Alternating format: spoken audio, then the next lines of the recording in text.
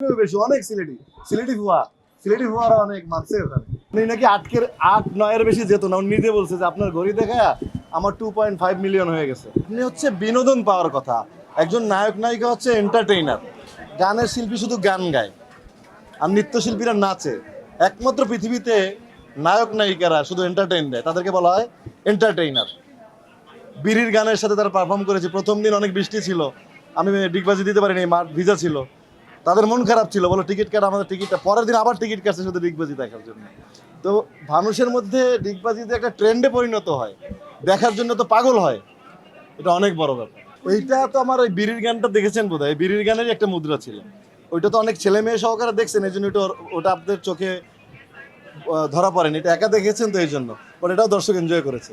এটা আমি ফেসবুকে দেখেছি, এটা নিউটনের একটা গাছে ওখানে পুরো সাইনবোর্ড লেখা আছে, প্রতিনিয়ত হাজার হাজার মানুষ এই নিউটনের সেই ক্যামব্রিজে ভিড় করে এই দেখার জন্য। তারই গাছের ক্লোন করে বারান্দায় তিনি বসতেন, ক্লোন করে ওই গাছটাই ওই ক্লোন করা গাছ থেকেই ওখানে যে সাইনবোর্ডটা লেখা আছে কারণ নিউটনের কথাই লেখা আছে।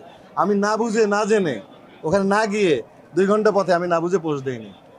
অনেক মানুষ অনেক কথা বলে, নিউটনের হয়তো অরিজিনাল গাছটা অন্য জায়গায় ছিল, এটারই সেই গাছের ক্লোন গাছ, বিতর্কিত অনেক বিষয় থাকে। বাট ওখানে ক্যামব্রিজের যেখানে টিনটিনিয়া কলেজ, সেই কলেজে এই গাছটিকেই মানুষ দেখতে আসে এবং আপেল ধরে ধরে এটার সাথে ছবি তোলে। তার মানে এটা কোনো ক্লোন না, এটা সরাসরি ওই গাছটাই ছিল না, কেউ কেউ বলছে ক্লোন থেকে তৈরি, কেউ, বাট ওখানে যে সমস্ত জায়গায় পরিচিতি থাকে না, ওখানে যে বোর্ডটা লাগানো আছে সেই বোর্ডে নিউটনের কথাই লেখা আছে, নিউটনের সেই আপেল গাছের কথাই বলা হয়েছে। এখন এটা কি পুরাতন সেই গাছ যেটা থেকে উনি বারান্দায় বসে ফল পড়তে দেখেছিলেন না, ওই গাছটা এত বছর 1000 বছর নাও বাঁচতে পারে, ওইটারই আবার ক্লোন করাও গাছ হতে পারে।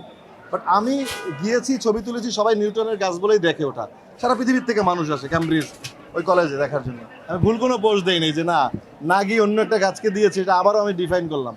আসলে ওইটা ওই নিউটনের গাছের সামনে বসে আমি পোস্ট দিয়েছি। যখন ক্যামব্রিজ বিশ্ববিদ্যালয়ে গিয়েছি তখন ওখানে অনেক বাঙালির সাথে দেখা হয়েছে, বললো নিউটনের যে আপেল গাছটা ওখানে আছে, ওখানে ছবি তুলবেন না। তখন গিয়ে দেখি সারা পৃথিবীর পর্যটক ওখানে ছবি তুলছে, কেউ আপেল হাতে নিয়ে ওইটা গাছের সাথে ধরে, গাছে তো আপেল নাই বাট আপেল ধরে ধরে।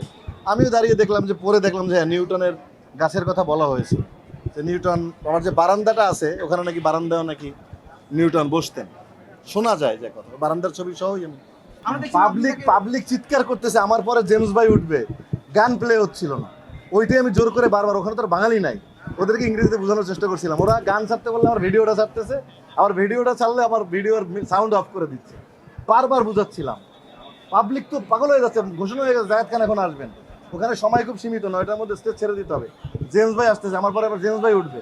এই সব কিছু মিলে হজবলার মধ্যে আসলে আমার ভালো লাগতেছিল না। বারবার মানুষ, মানে একটা জিনিস আছে না যে মানুষ কিছুক্ষণ পর তো বিরক্ত হয়ে যাবে, সাউন্ড বাজতেছে না, আবার বন্ধ হয়ে যাচ্ছে, আবার গান বাজতেছে না, ওইটাই বারবার আমি আসলে যিনি বাজাচ্ছেন না। এটা তো অনেক কিছু বলবে, মানুষের সব কথা ধরলে তো আর আমি আগাতে পারবো না। মানুষের যত মত, তত পথ, তত মত, অনেক কিছু বলবে, সবার কথা ধরলে তার সামনে আগাতে পারবো না। যারা বলছে আমি লন্ডনে নাচছি, কেউ আবার বলবে আমেরিকাতে নাচবো, কেউ বলবে আমার সামনে কানাডা ট্যুর আছে, আমেরিকা ট্যুর আছে, এগুলো নিয়ে তো চিন্তা করতে হবে। অনেকেই বলার জন্য বলবে, যারা উৎসাহ দিচ্ছে, যে অর্গানাইজাররা নেওয়া দরকার হায়ার করে নিয়ে যাচ্ছে, মানুষের নাচছে, যারা ট্রল করার করছে ওরা ওখানেই পড়ে আছে, আমি প্লেনে উড়ে চলে যাচ্ছি। আমি এখানে আসলে আমরা এখানে আসলে শুভেচ্ছা যে লাউঞ্জটা আছে এয়ারপোর্টে, শুভেচ্ছা লাউঞ্জ, এটা শিল্পীদের খুব সহায়তা করে, আমাদের সবাইকে খুব সহযোগিতা করে এবং আমরা সবসময় এখান থেকে সহযোগিতা পাই, সবার নেওয়া উচিত শুভেচ্ছা লাউঞ্জ থেকে। তো ওনারা আসছেন, আসার পরে ফ্লাইট আসার কথা ছিল 9:30, ফ্লাইট তাড়াতাড়ি নেমে গিয়েছে, ব্রিটিশ এয়ারওয়েজে আসছি আমি। এরপরে আমি পুলিশে গেলাম হচ্ছে গিয়ে একটু বসার জন্য, যেহেতু আমার লাগেজ আসছিল না, এই লাগেজ আসতে আসতে আসতে আসতে এতক্ষণ লাগালো। আমি বললাম বিজনেস ক্লাসে এসে লাভ কি, যদি লাগেজই 3 ঘন্টা লাগে। এই লাগেজ পেলাম, একটা আসছে, আবার 1 ঘন্টা পরে আরেকটা আসছে। এখন কিছু করার নাই, লাগেজের ব্যাপারটা কিছু আমার জন্য, মানে আমার কারোই কোনো হাতে নাই। এই লাগেজের দেরি হওয়ার কারণে আমার বেরোতে দেরি হওয়া, এগুলো নিয়ে তো চলছি, এগুলোর পরিত্রাণ পাওয়া উচিত। মানুষের লাগেজ পাওয়া উচিত তাড়াতাড়ি, বিদেশে গেলে তো তাড়াতাড়ি লাগেজ পেয়ে যায়, এদেশে দেরি হয় কেন?